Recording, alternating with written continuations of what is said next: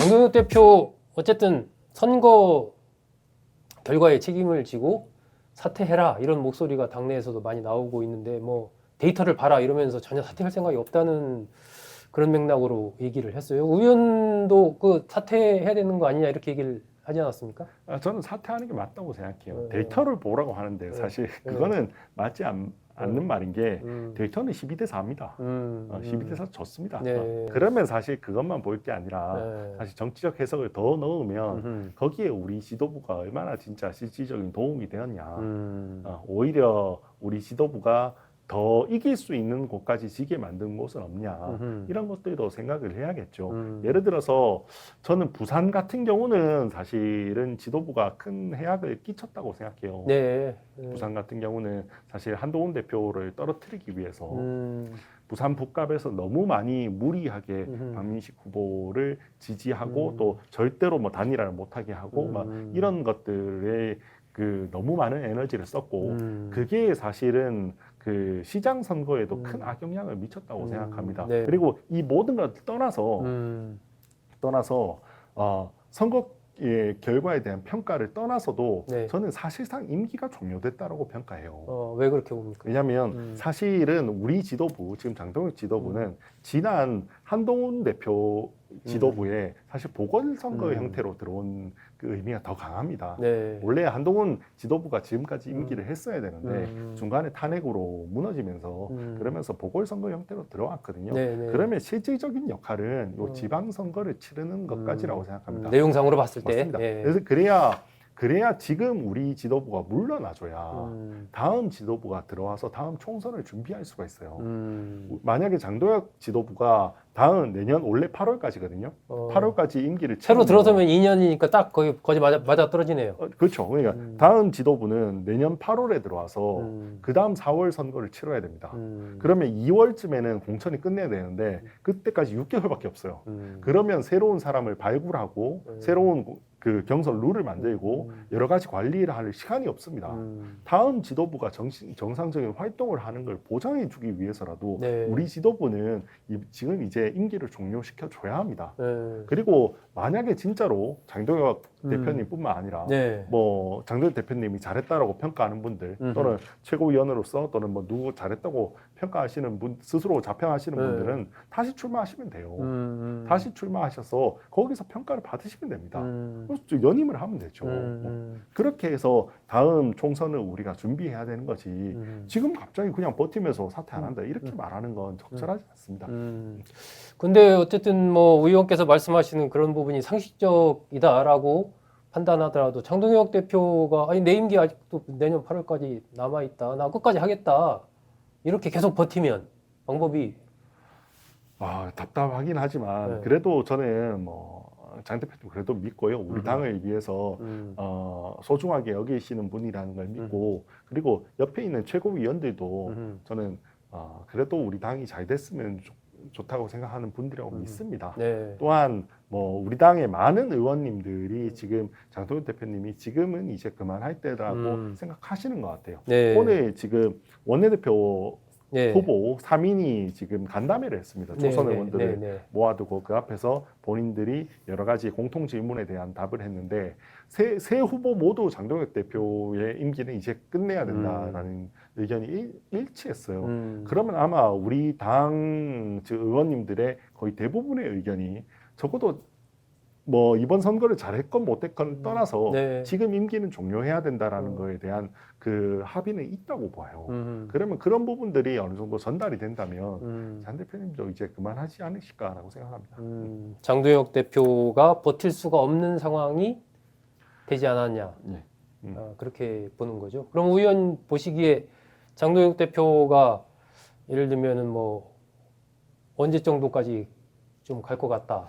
어떨 것 같다. 뭐 사실은 지금 투표용지 이 사태가 어느 정도 일단락되는 때 그럴 때 이제 그만하시면 제일 좋지 않나라는 생각이 듭니다. 지금 적어도 이 사태는 뭐 지방선거에 대한 부분이고 또한 장 대표님이 먼저 문제 제기를 해서 비교적 기민하게 잘 대응을 해주신 사안이라고 생각을 합니다. 그러니까 이 사태까지는 이제 우리 지도부에서 좀 책임을 지고 좀 이끌고 이 사태가 어느 정도 일단락된다라는 시기에 그때쯤 이제 그만하시면 좋지 않을까 싶습니다. 혹시 그 의원께서는 이게 이제 최고위원들이 4명인가요? 동반 사퇴하면 자동적으로 비대위 체제로 가잖아요.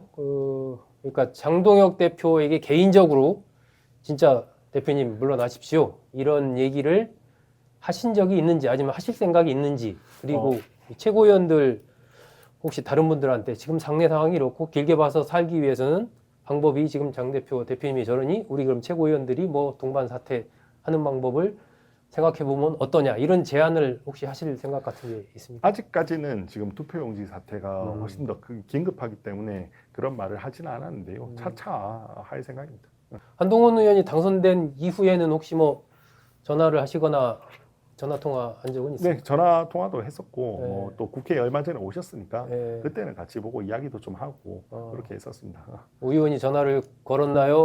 한동훈 의원이 전화를 주셨나요? 먼저 오셨어요. 저도 사실은 원래는 네. 바쁘실 것 같아서 네. 선거 기간도 그렇고 끝나고 또 네. 뭐 당선 인사 이런 거 하니까 네. 뭐 바쁘실 것 같아서 좀 전화 안 하고 있었는데 갑자기 전화 오셨더라고요. 다음 날 그래요? 당선되고 다음 날? 와서 뭐 엄청 뭐 죽을 뻔했다고 뭐 그러시길래 죽을 뻔했다고 힘들었다 이런 얘기 그냥 엄청 그러시더라고요. 죽는 줄 알았다고 진짜. 자연스러운 얘기들 좀 네, 하셨군요. 그런 이야기 좀 의원은 뭐라고 무슨 얘기를 했어요? 저는 고생했다고 그래요. 고생했다고 얘기하고 지금 뭐 어쨌든 저 한동훈 의원도 그렇고 이제 국민의힘 복당 뭐 당선되고 나서도 반드시 돌아간다 뭐 이런 얘기 했는데 복당 문제 오세훈 시장은 인터뷰에서 보니까 한동훈 의원과 통화하면서 이 문제 급하게 생각하지 마라 이렇게 이제 얘기를 했다라고 하던데 의원은 이 복당 문제는 어떻게 봅니까? 복당은 저는 무조건 될 거라고 보고요.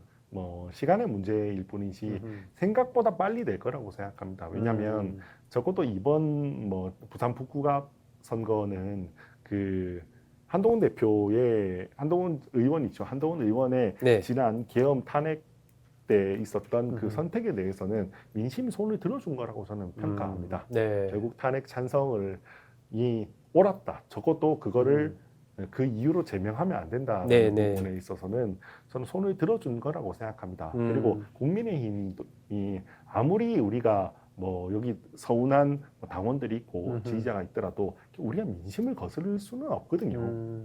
정당이라는 건 결국 민심을 따라갈 수밖에 없게 되어 있다고 생각합니다. 그러면 이렇게 확인된 민심을 거부할 수는 없을 겁니다.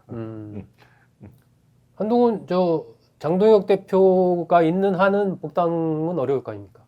근데 장동혁 대표님도 네. 그 민심을 거스를 수는 없고요. 일단은 본인의 임기가 이제 저는 결국은 임기를 다 채우진 못하실 거라고 봐요. 뭐 어떠한 형태로 내려오실 거라고 생각하고요. 그러면 자연스럽게 뭐 한동훈 대표도 복당될 거라고 생각합니다. 그게 너무 굳이 서두를 필요 없다고 생각해요. 순리에 맡기면 네. 결국 민심의 흐름에 따라갈 거다. 그 선거가 끝나고 나서 오세훈, 한동훈 두 사람이 이제 보수의 중심이 될 거다. 그리고 개혁신당의 이준석 대표까지 이 세 사람의 일종의 트로이카가 앞으로 이제 보수를 이끌 거다. 뭐 이런 이제 분석 전망들이 많이 나오는데 의원은 이 오세훈, 이준석, 한동훈 요 세 명의 어떤 관계라고 할까? 향후에 뭐 어떻게 봅니까? 저는 아주 건전하고 뭐 선의의 경쟁을 하는 그런 관계가 되었으면 좋겠어요. 그리고 또한 부족한 부분을 서로 메워주는 그런 관계가 되었으면 좋겠습니다. 세 분 다 사실 중도 합리적인 보수 뭐 이렇게 국민 전체를 좀 대변하는 그런 역할을 좀 충분히 해내신다고 생각을 하고요. 네. 각자가 또 이렇게 보여주는 또 강점들이 있는 것 같아요. 네. 강점들이 오세훈 시장님 조금 더 유하면서도 합리적이고 정말 그 행정의 실력까지도 이렇게 겸비한 모습을 보여주신 분이시고요. 이준석 대표는 굉장히 아이디어가 넘치고 정치 변화라든지 이런 부분에 있어서도 여러 가지 이끌어내는 실력을 보여줄 수도 있고 또한 그 더 젊은 층 20대까지도 굉장히 폭넓은 지지를 받는 그런 분이고요. 한동훈 대표는 또 정의로운 이 헌법을 수호하는 헌법과 법치를 수호하는 정의로운 사람으로서 또 이런 그 뭐 보수의 가치를 지키는 사람으로서 좀 저는 그 유산을 가지고 있다고 생각을 합니다. 네. 제가 오 시장님은 아주 가까운 사이는 아니고요. 음. 아주 가까운 사이가 아니고 뭐 한동 대표님하고는 가까운 사이고 이준석 대표하고도 그래도 꽤 가까운 사이입니다. 꽤 가까운 사이라서 필요하면 적절한 가교 역할도 좀 하고 좀 뭐 도움도 좀 주고 뭐 그렇게 할까 싶습니다. 아, 그렇군요.